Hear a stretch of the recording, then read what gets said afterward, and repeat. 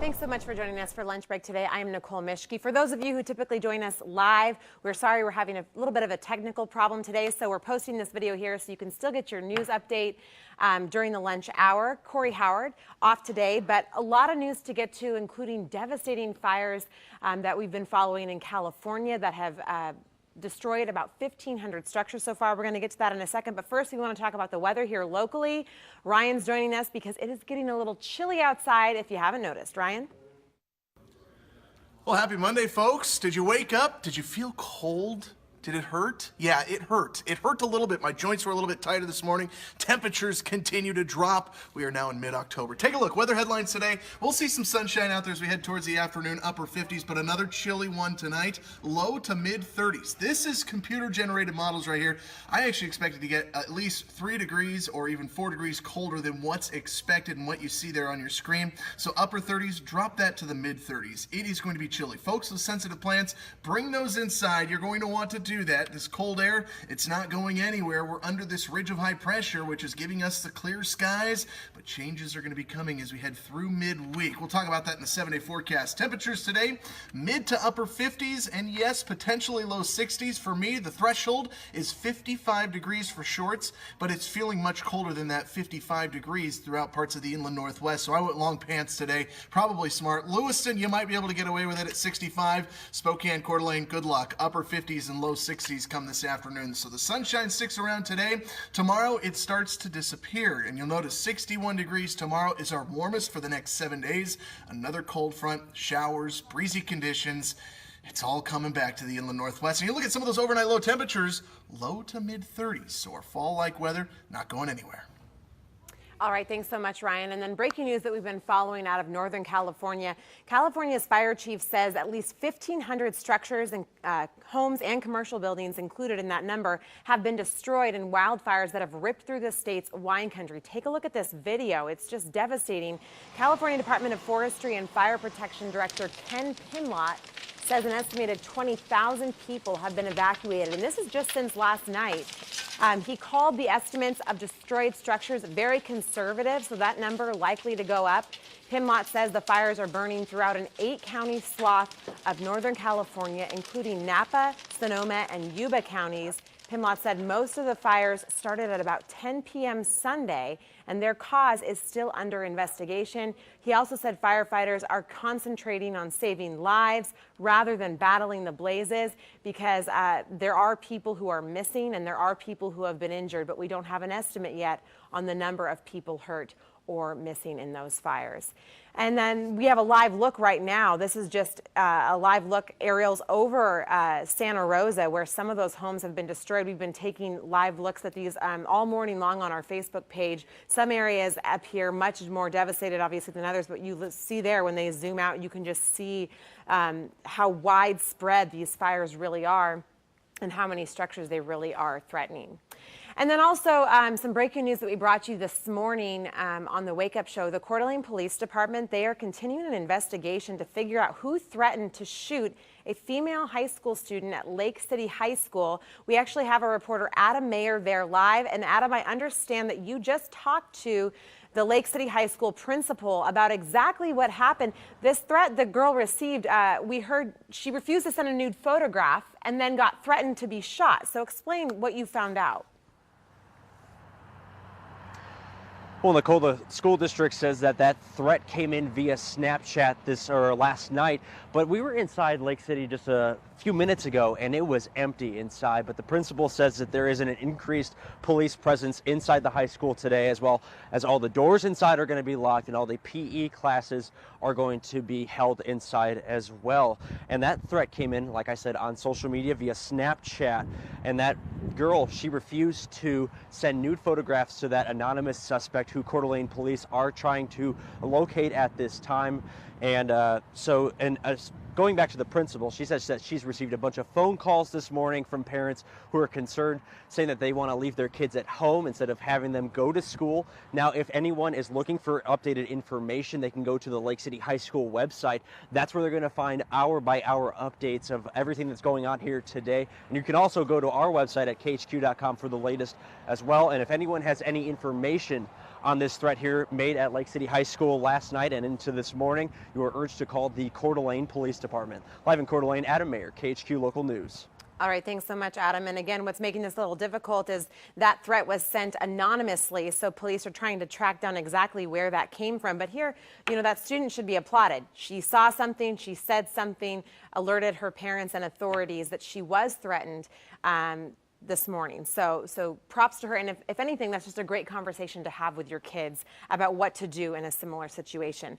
Also, breaking news that we brought you this morning. We're continuing to follow this. Post Falls police are still looking for a missing teen. We do have a photograph of him, 16-year-old Brighton Welch. He is 6 feet tall, 150 pounds, with blonde hair and blue eyes. He was last seen wearing a Seahawks beanie, faded jeans, and a jacket. They say he may be riding a BMX bike as well. And if you have any information on where he might be, you are asked to call the Post Falls Police Department.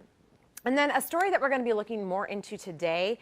Washington State has been awarded a $3 million federal grant for rape kit testing. And we know that there are an estimated 6,000 untested rape kits statewide in Washington alone. Half of the money received from this grant, it's going to go to fund the testing of about 2,100 of those rape kits. The remaining money is going to be distributed over 3 years to fund an investigative team that will be able to gather a detailed inventory of the untested kits. Those kits contain forensic evidence collected from rape victims, their bodies and clothing. Each kit costs about $700 to test. Again, this grant not going to be able to cover investigating and testing all 6,000 of those untested rape kits, but it will cover about 2,100 of those. And then, hey, it's snowing in Colorado. We put up a live picture of the snow coming down this morning on our Facebook page. This is in Georgetown, Colorado. We asked you, hey, give us a thumbs up if you're ready for snow here. Give us an angry face if it's too soon to even be talking about it. And at last check, most people actually, 130 of you saying, hey, we want snow. We're ready for winter. Just over 80 said you don't even want to think about it yet. I'm with those 80. Don't want to think about snow yet. And then also, this was pretty alarming video. Police in Baltimore today say that they have arrested a man in a bizarre case of road rage involving a school bus full of students. Imagine if your kids were on this bus. Take a look at this video.